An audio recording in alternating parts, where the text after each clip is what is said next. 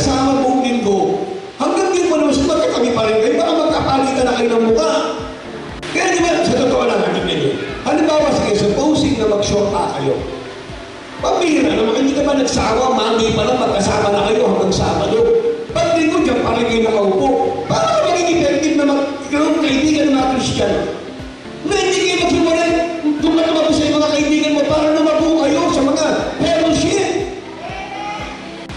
Pero yung magkapatid na nga kayo sa bahay, tabi na kayo matulog.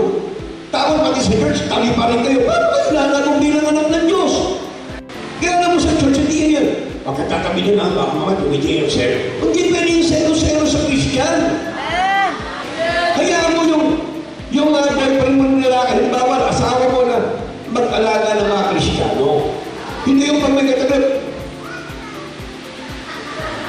Nasa church kayo, nagaganyahan pa kayo.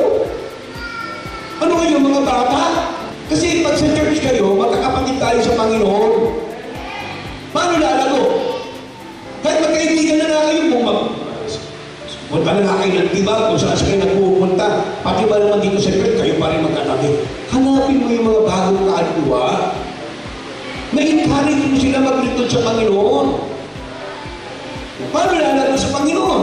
Paano lalago ang church kung hindi tayo nag-soldining? Hindi natin in-spread yung ating sarili sa iba't ibang mga kapatiran.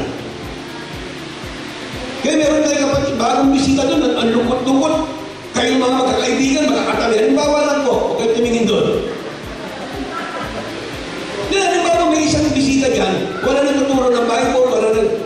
Ano ba naman napitan mo? Kaysa dyan ka sa katabi mo, matagal mo ng kaibigan niya. Kaya anyway, pagkatapos ng worship natin, magkasama na naman kayo. It's about time na matuto tayo sa ganoon. Hindi din sarili natin ang iniisip natin. Ang iniisip natin ngayon kung paano tayo maging effective na mga Christian work